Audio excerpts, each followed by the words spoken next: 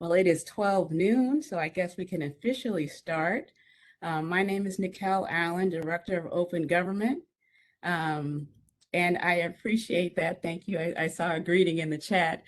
Thank you all for joining me. I'm here to unveil some of the Office of Open Government's new offerings, two exactly. The first that I'll be discussing is our new Parliamentary Procedure Training Portal. Our training portal is new to us. It's something that you've requested. You've requested parliamentary procedure training. And I just got a comment. Please tell Tammy Brooker I said hello. She was a good friend of mine. But the Parliamentary Procedure Training Portal is something that we created because you all have asked us for training on parliamentary procedure. And we find that to be an important aspect of holding good meetings. So we wanted to provide that for you. So I'll go over that first. And the next offering that we have is we put together a brief 30-minute Open Meetings Act training video. That video is more so geared towards boards and commission members to give an overview of the Open Meetings Act. So we're hoping to incorporate that in our training video, our training portfolio. And as you see, this is our website, open-dc.gov that you see on your screen. And the Open Meetings Act training video will reside here at the top of the screen. And you'll see here also on the right of the screen, the link to the Parliamentary Procedure Training Portal. It's something that is available to administrative points of contact for boards and commissions, as well as boards and commission members.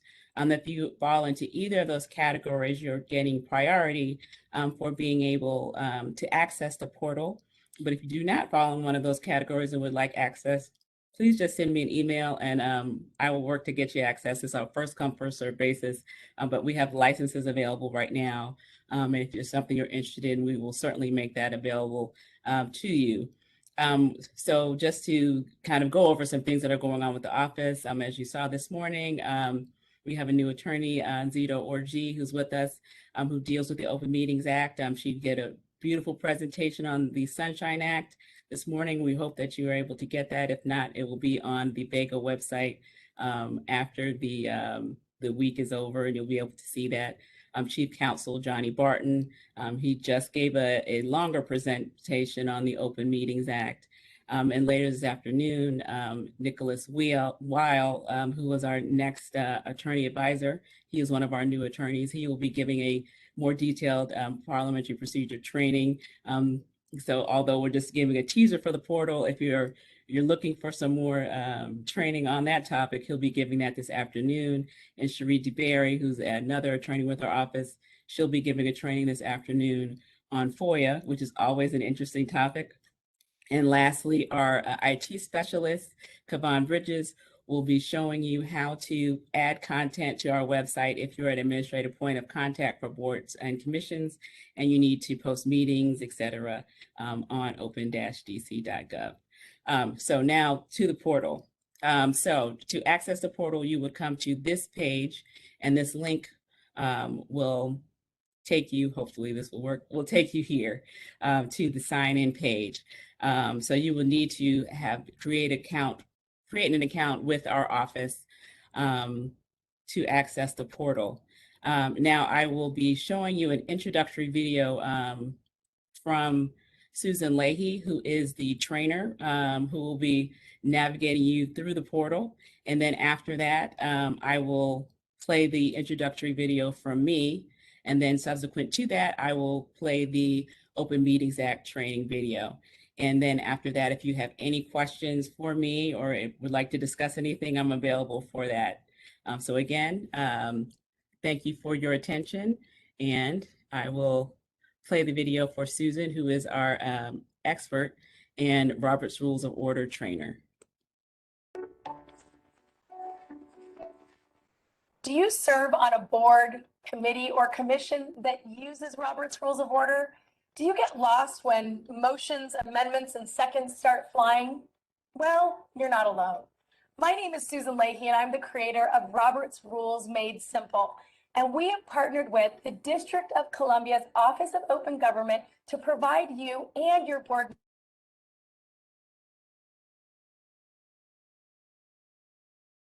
Looks like I'm having technical difficulties. My video has stopped playing. Of course, Members of here we go. Robert's Rules of Order training. This short video is to introduce you to an exciting new resource that we hope you use and share with the members of your board. This resource is called the Robert's Rules of Order Training Portal. This training portal is home to a host of training content you are not going to want to miss. Right now, I'm going to hop on over to another screen so I can show you how to log in and access the Robert's Rules of Order training portal for yourself today. I'll see you in the next screen. Now, welcome to the login page. There is a button at the bottom of this web page that says click here to log on, and this is where you can actually go in to create your account. So this is what it's going to look like. Now, I'm already a member, so I'm going to click the button here that says already a member, and it's going to take me to a page that will allow me to put my username and password in. Now, it's super important that you make sure that you must use the email address registered with the Office of Open Government for the system to recognize you. If there's any issues, you can actually email us directly. So once you log in, it will take you directly into the Robert's Rules of Order training portal. What is so exciting about this portal is that it is a living portal. So when we work with the Office of Open Government and trainings for your review throughout your term. So the Robert's Rules of Order training portal is meant to be simple, and it's meant to really support your boards in understanding how to use the fundamentals of Robert's Rules of Order to get more work done. Right now, you'll recognize that we use this by looking at the tabs on the side of your screen. There is a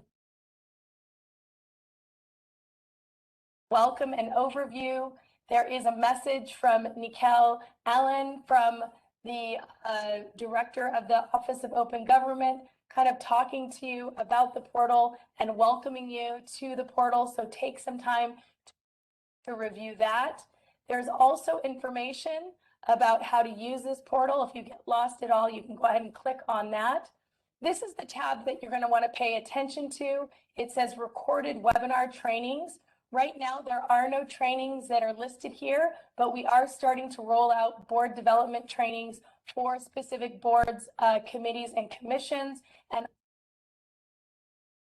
all of those webinars will be here. I know that I'm going to be doing a Robert's Rules Made Simple webinar very soon, so look for that. The next tab that I want you to look at is the Robert's Rules of Order. It's the Robert's Rules Made Simple training tab. This will share with you what to expect, as well as give you access to downloads. This training resource has been used by close to 10,000 boards across the United States and Canada to help them to really understand the fundamentals of Robert's Rules of Order. This really goes over what I call the 7 fundamental motions. So take some time to review the video, as well as go through the full video training and the handouts provided.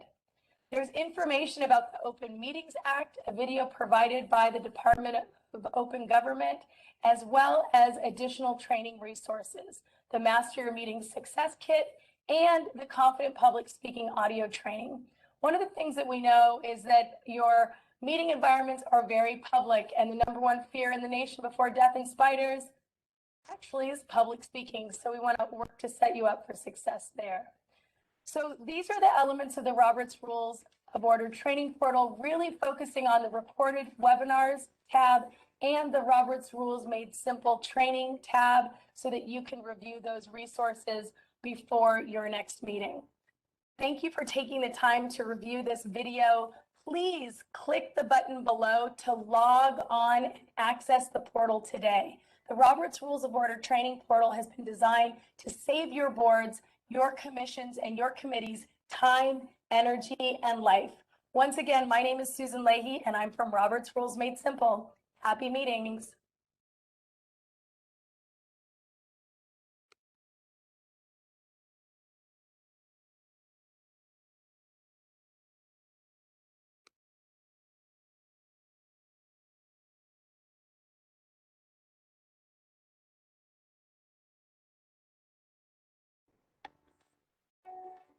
Welcome to the Parliamentary Procedure Training Portal.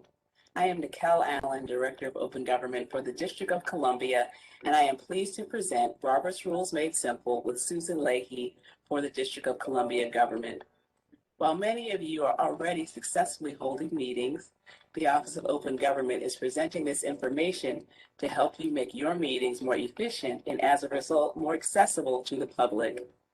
District of Columbia boards, commissions, and other public bodies are encouraged to use parliamentary procedure in your meetings to maintain decorum and to facilitate the orderly transaction of government business. Parliamentary procedure is a generally accepted rules, precedents, and practices commonly employed in the governance of deliberative assemblies. The Office of Open Government has recommended by regulation that you use Robert's Rules of Order to conduct your meetings, which is the most common form of parliamentary procedure for meeting protocols. By using this training portal, you will have the opportunity to learn and master key aspects of Robert's Rules of Order. Organized meetings that have well-enforced rules result in more efficient and effective public meetings. Having a sense of order in your meetings puts everyone at ease so they can focus on the important work they have in front of them. By implementing Robert's Rules of Order in your meetings in practical ways, we hope your meetings will flow more efficiently and your decision-making processes as a public body will be easier for the public to follow and understand. As always, thank you for your service to the District of Columbia, and we hope you find this training portal practical and useful. Again, welcome to our training portal, Robert's Rules Made Simple for the District of Columbia Government.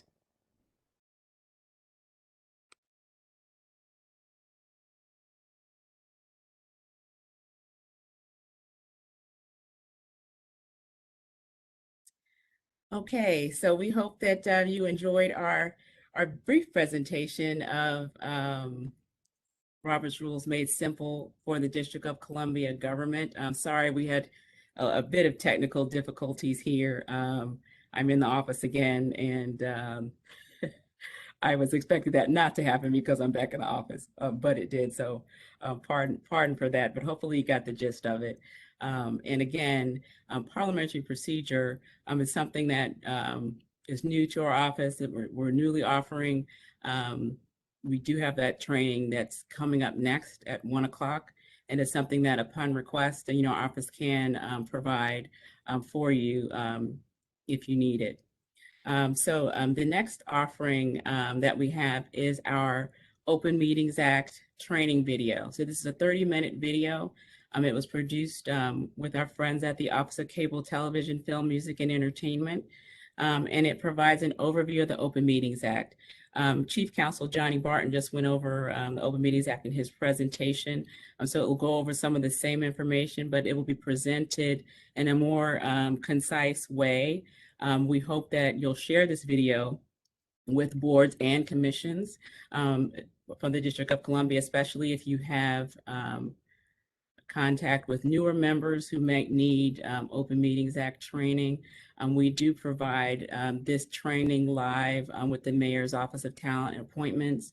We'll hopefully be providing that training soon, but how this happens in district government, if someone has just come on board and they need to have Open Meetings Act training, this is one way that you can provide them with that. And it's at our website, residing at open-dc.gov on our Open Meetings Act page at the top. So now I'm going to present that video. It's about 30 minutes. After that video is finished, I'll come back on, and if there are any questions, I'll be happy to answer them at that time. So thank you again.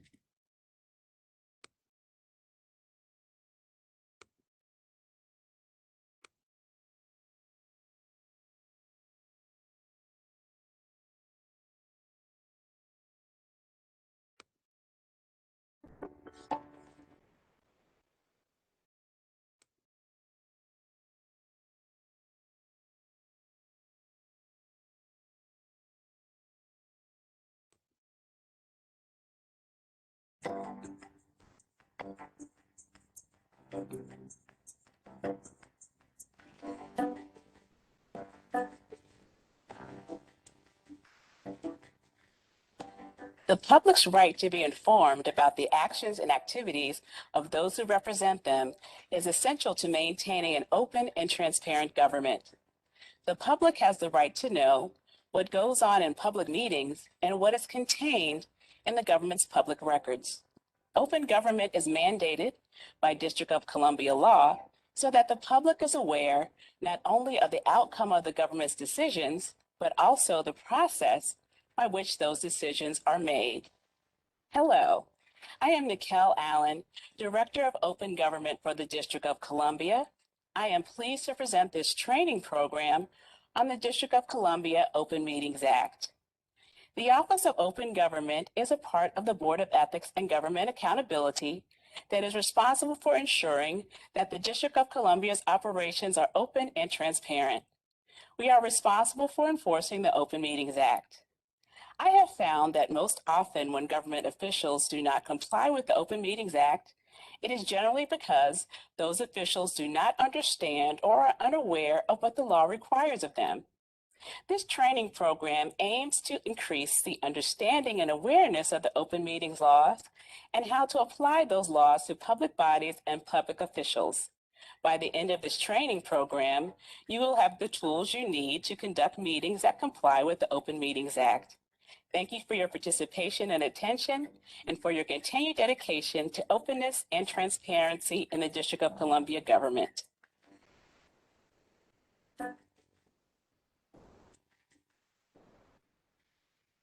This training program will outline the requirements of the Open Meetings Act and the basics of what the law requires you to do as a member of a board, commission, or other public body to remain in compliance with the law.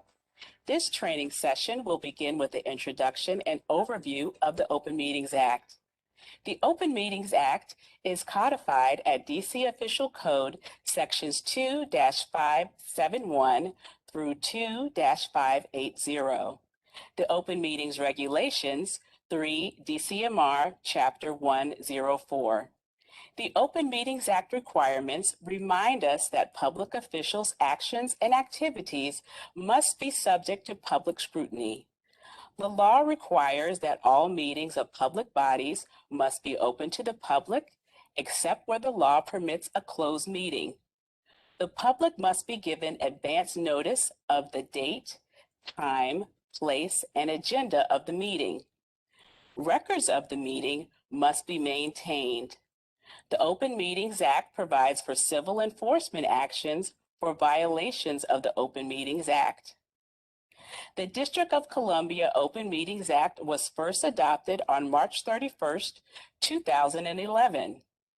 The act was adopted to provide the public knowledge of and access to the meetings of boards, commissions, and other similar bodies to increase government transparency and enhance public confidence in the government.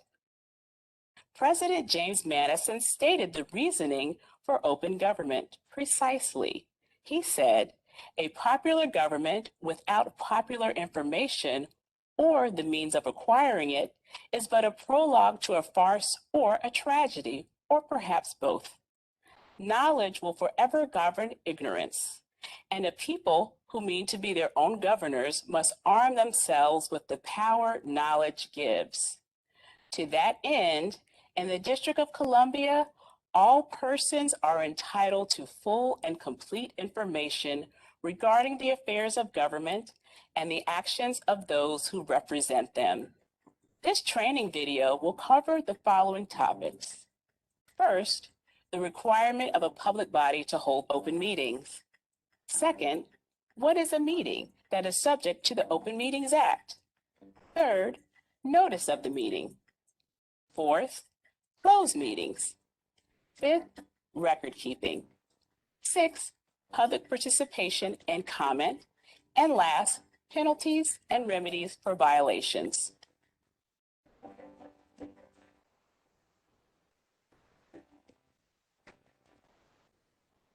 Public bodies are required to hold open meetings. Under the Open Meetings Act, all of a public body's meetings must be open to the public unless the law allows for a closed meeting. The Open Meetings Act must be construed broadly to maximize the public's access to meetings. Exceptions should be construed narrowly to permit closed meetings only as authorized. A meeting is deemed open to the public if 1. The public is permitted to be physically present. 2. The news media is permitted to be physically present. Or 3. The meeting is televised. The first topic I will discuss is what is a meeting that is subject to the Open Meetings Act. When meetings come to mind, this is likely what you think of. This is an additional meeting of the Committee of the Whole. I'm Phil Mendelson, Chairman of the Council and Chair of the Committee of the Whole. That meeting is the most common public meeting that people in the District of Columbia are familiar with. But gatherings and meetings subject to the Act may be more or less formal than a District of Columbia Council public meeting. You just saw the DC Council opening their public meeting. This training will present several meeting scenarios. The goal is that by having you do these scenarios, you will have the tools for dealing with some of the issues you may face in your public meeting. We will also go through the steps you should be following when conducting your meeting and the meeting requirements. So what constitutes a meeting? The Open Meetings Act defines a meeting as a gathering of a quorum of the members of a public body where the members consider, conduct, or advise on public business. Meetings can be formal or informal. They can be hearings or roundtables. In a meeting, members may be gathering information, taking testimony, discussing, deliberating, recommending, or voting. The meeting may be in person or held electronically. Let's break this definition down further and look at the term public body more closely so you will know which entities are subject to the Open Meetings Act. The Open Meetings Act applies to public bodies. This includes all boards and commissions defined under DC Official Code Section 1-523.01. It also includes the DC State Board of Education, the DC Public Charter School Board, DC Public Charter School Boards of Trustees, local school advisory teams, the DC Water and Sewer Authority, the Alcohol Beverage Control Board, and any other entity that is created by and exercises authority delegated by the DC government. However, DC courts, which are regulated under federal law, the mayor's cabinet, and advisory neighborhood commissioners are not subject to the Open Meetings Act. The next term is quorum. So what is a quorum? The term generally means the majority of a public body. The Office of Open Government interprets that to mean half of the public body's members plus one. Let's say, for example, there are 8 members of the Public Charter School Board. 5 of those members must be present to constitute a quorum. A quorum of members must be present for a public body to have a meeting and consider, conduct, and advise on government business and take official action. Trying to determine when a gathering is considered a public meeting is pretty straightforward. However, you may face some challenges. The following scenarios have a 5-member public body. The first step in determining whether a gathering is a public meeting subject to the Open Meetings Act is establishing a quorum. I would like to call this meeting to order and acknowledge all 5 members of the board are present and we have a quorum. In this scenario, the members are properly conducting a meeting because all of the members are present and they have properly established a quorum. Let's look at another example of a quorum. Hey, Michelle, what do you think about the new tax proposal? I think it's a great idea. Well, I agree with Board Member Pratt. We need some time to revise it. This is an example of a meeting subject to the Open Meetings Act. Even though the public body has not called the meeting, this gathering became a meeting because the members were gathered with a quorum present and were discussing public business. You should avoid discussing public business with your fellow public body members if you happen to see them by chance, to avoid violating the Open Meetings Act. Members must make sure they do not drift into an illegal meeting when at a social gathering or in a chance meeting at a public location, such as at the grocery store or in a government building.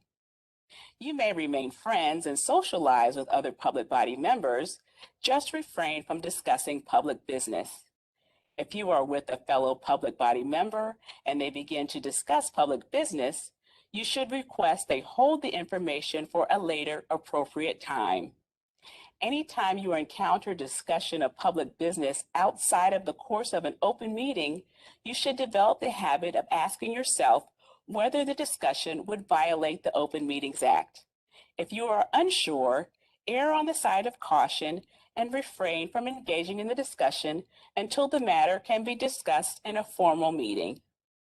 Let's look at what happens when you gather for a meeting and there is not a quorum present.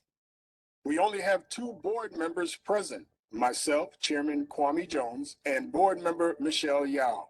Since we do not have a sufficient number of members present to conduct the meeting under the Open Meetings Act, this meeting is adjourned. In this scenario, the chairman's action was appropriate. He could not properly conduct the meeting because there was not a quorum of members present.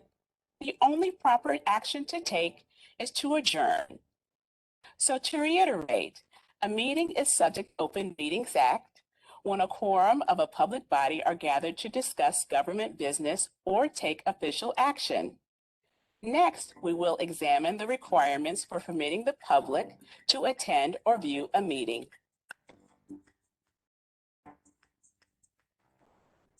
The second topic is how will the public know about the meeting?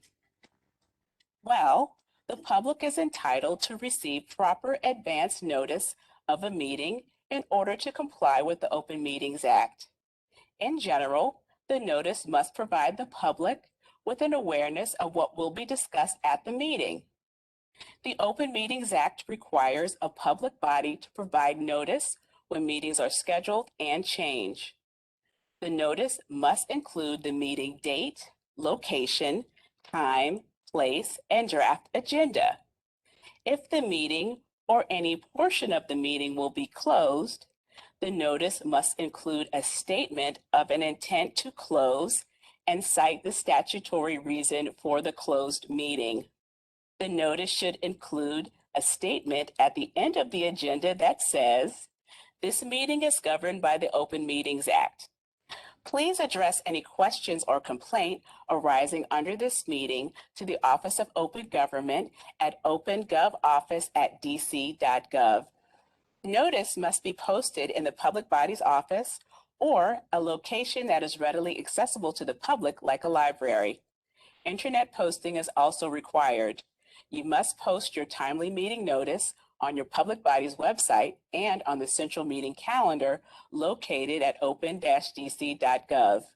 Meeting notice must also be posted in the DC Register.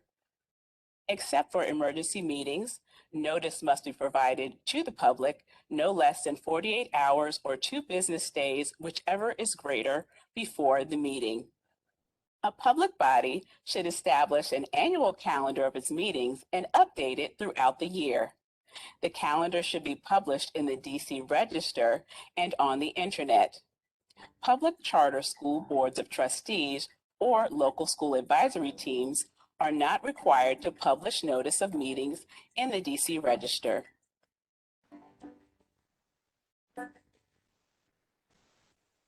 Now let's talk about record keeping. The Open Meetings Act requires that public bodies record every action taken in a public meeting. The meeting recording and meeting minutes are public records that must be available to the public.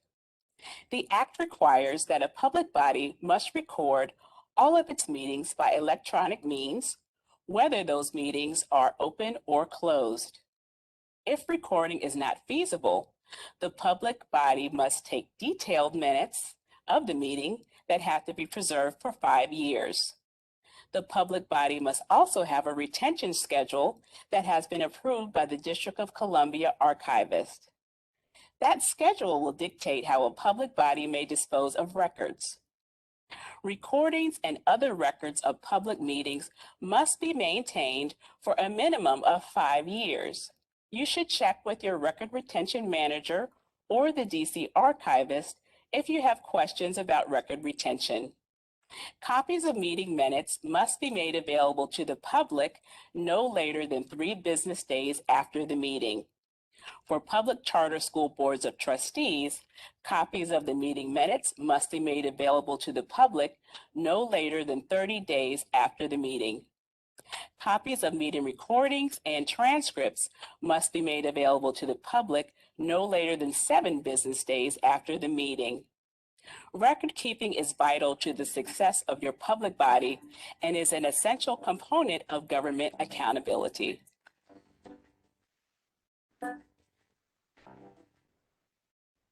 There are certain times when a public body may close the meeting to the public.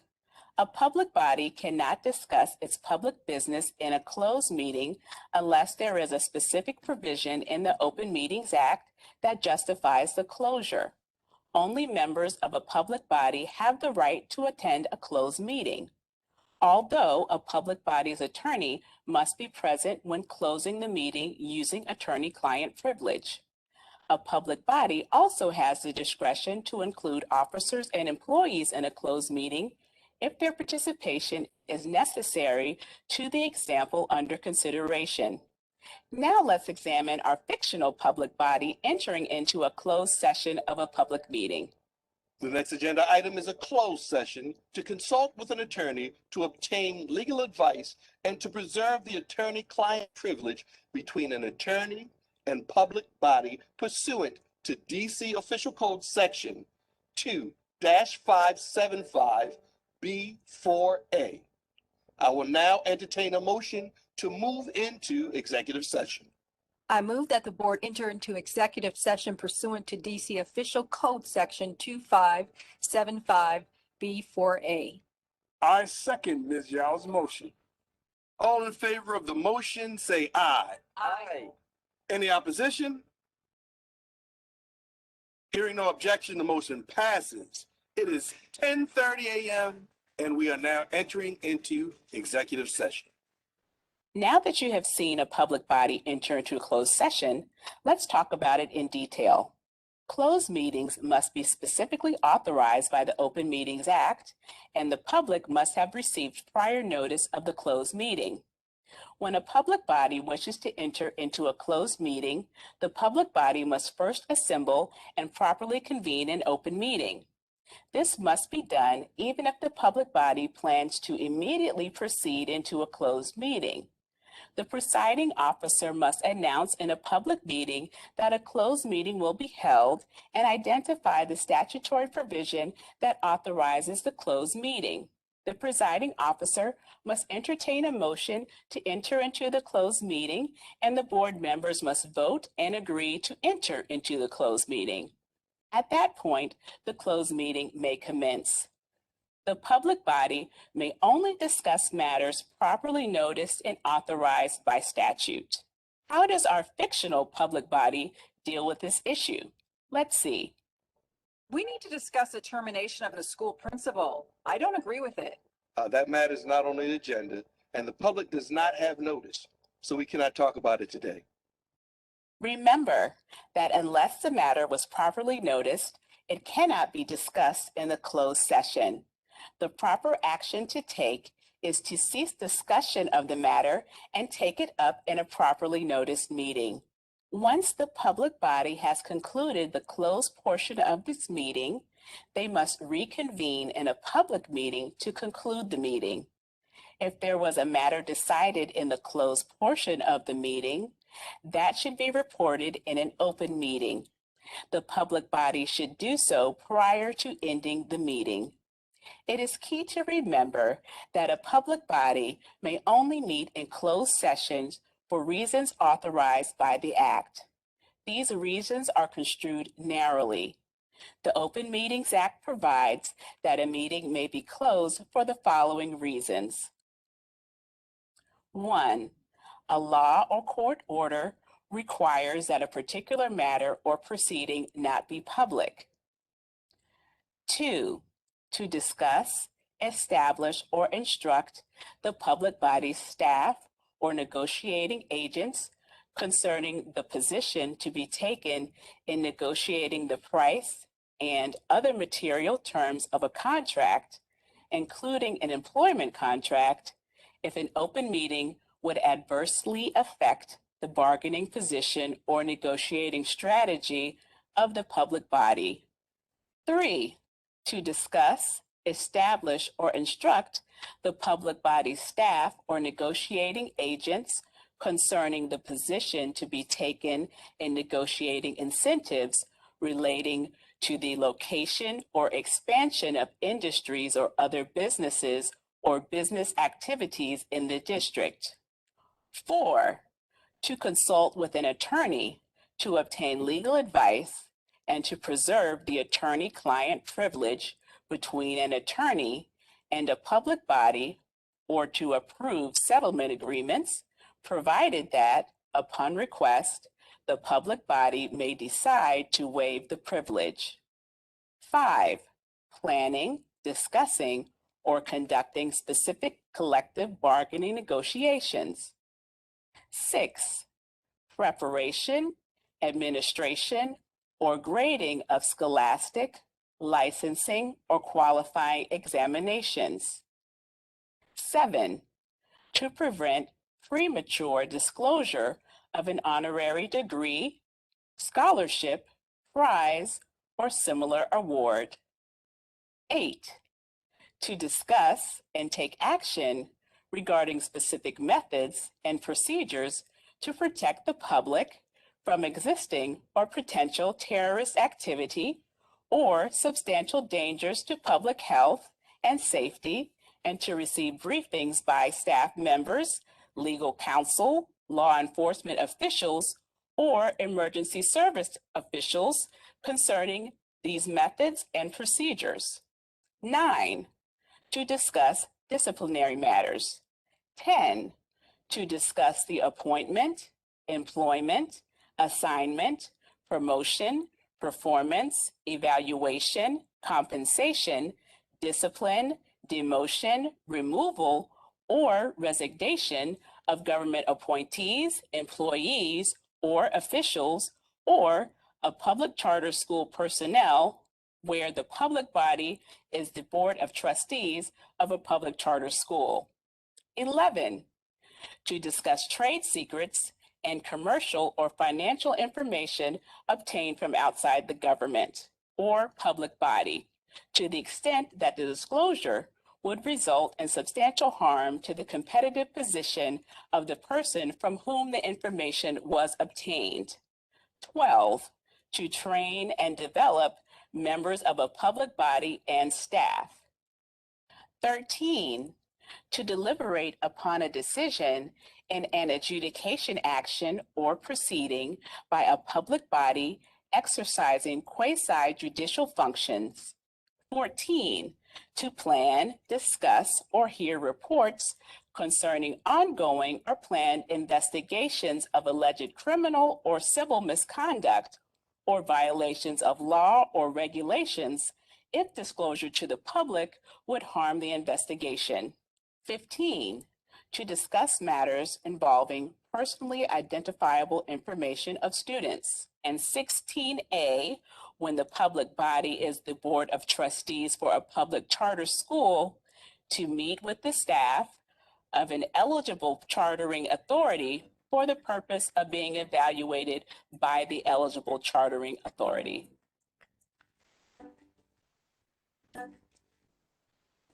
The Open Meetings Act permits public bodies to hold remote or electronic meetings. Under the Act, a public body may hold a meeting by video conference, teleconference, or other electronic means like social media, but there are some requirements. First, the public body must make reasonable arrangements to accommodate the public's right to attend. there needs to be a telephone number or meeting link provided for the public, for example. The meeting has to be recorded and all votes must be taken by roll call. All of the Open Meetings Act requirements and rules and procedures apply to electronic meetings. You should note that email meetings are not considered electronic meetings under the Open Meetings Act.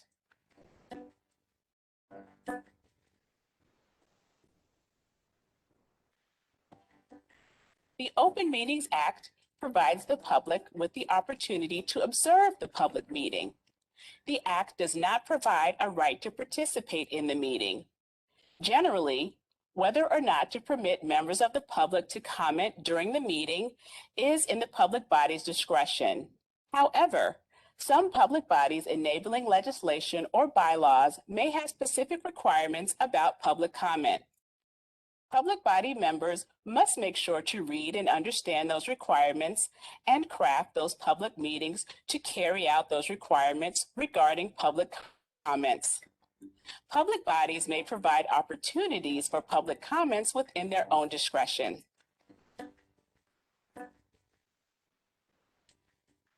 Now let's discuss special circumstances that may occur. Emergency meetings and cancellations. What is an emergency meeting? The Act defines it as a meeting to discuss an urgent matter. The public body's presiding officer must clearly state the nature of the emergency at the beginning of the emergency meeting. The presiding officer must also state how notice of the meeting was given to the public at the beginning of the emergency meeting.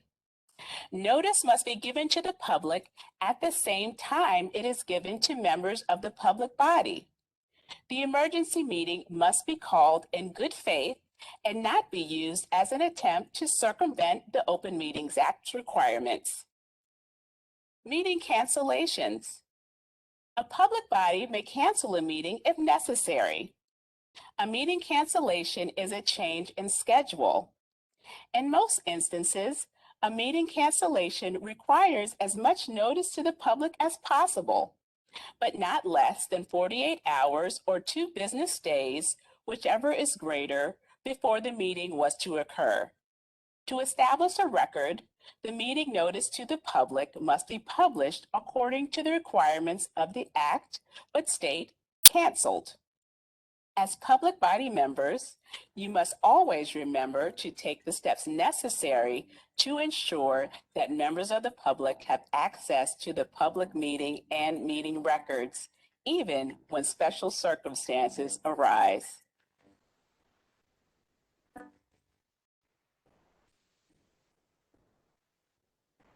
The Office of Open Government has the authority to enforce the Open Meetings Act by bringing a lawsuit in D.C. Superior Court for injunctive or declaratory relief. We may bring the lawsuit before or after the meeting in question occurs. If the court finds that the public body held an illegal closed meeting, it may, 1, enjoin the public body from closing the meeting, 2, order that future meetings be open to the public, or 3, order that a meeting record be made public. If the court finds that a resolution, rule, act, regulation, or other official action was taken, made, or enacted in violation of the Open Meetings Act, the court may order an appropriate remedy, including requiring additional forms of notice, postponing a meeting, or declaring that action taken at a meeting to be void. If the court finds that a member of a public body engages in a pattern or practice of willfully participating in one or more closed meetings in violation of the Open Meetings Act, the court may impose a civil fine of not more than $250 for each violation. A public body may also seek an advisory opinion from the Office of Open Government regarding the interpretation of the provisions of the Open Meetings Act.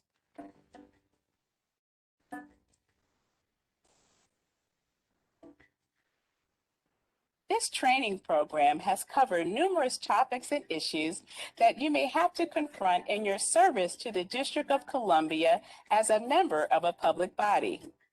In the execution of your duties, you may find that you have more questions about the Open Meetings Act. If you have any questions, please call the Office of Open Government at 202-481-3411 or send us an email at opengovoffice@dc.gov. There are also numerous resources to assist you on our website, open-dc.gov.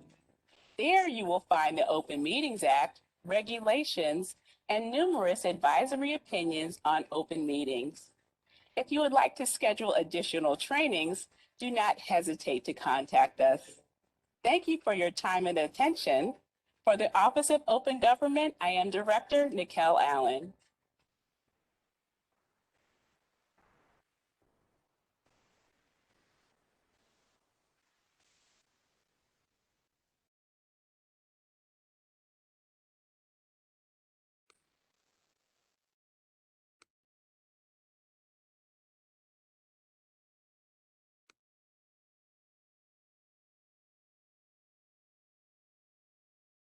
All right, so that concludes our presentation of our offerings.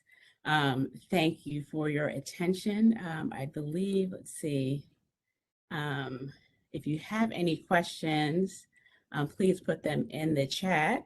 I should be able to see them. Let's see.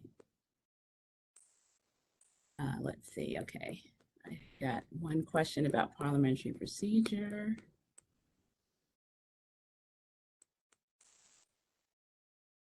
And I will say, I'm happy to share information for the portal.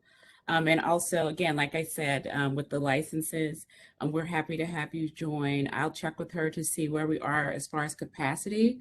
So please just email me directly at, well, it's my first name, my last name. It should be showing up on the screen at dc.gov, and we'll get you access to the portal. And we are very excited to offer it. I think that's something that's needed in the District of Columbia. Just more training on how to conduct the actual meeting. The Open Meetings Act, of course, is important. It's what we do. So we will certainly continue to provide advice on that. And if you need, again, to forward the training video to anyone, it is on our website under the Open Meetings Act tab, and that Parliamentary Procedure Portal information is also on that tab. I don't see any more questions. I hope I addressed everything that was in the chat. Let's check the Q&A. I don't see anything there, I don't think. Asia, do you see anything there? Am I missing anything? Nope, I think you got everything. I'm not seeing. Wait a minute, hold on. Someone just asking if we can provide the video, the training video. Yes. And the email address. I believe you stated that those are going to be up on Open. Yes, it's there now. And I will, if you send me, it's on YouTube and it's on our website. So yes, I think you see Yolanda McDonald. Yes, I will send it to you directly. So, but it's open-dc.gov. I think it's /open meetings, and it's right there at the top. Yep, I think that's everything. All right. Well, I want to thank you all again for joining and participating in this session. And I hope you will join us this afternoon. And for the interest in parliamentary procedure, we have one that's coming up at 1 o'clock with Nicholas Weil. And we have a FOIA training that's coming up after that with Cherie DeBerry. And then we have a training from our IT specialist, Gavon Bridges, about how to use our website, open-dc.gov. So again, thank you for your service to the District of Columbia always, especially during this pandemic. It has not been easy, but thank you for persevering and continuing to provide good, ethical, open, transparent service as district government employees. If you have any questions, if you need any assistance with open government matters, please always reach out to us at BEGA. We're here for you to assist you. And with that, it is 12:50, and I will let you all go and wish you a wonderful afternoon and stay healthy and well, and I'll see you soon.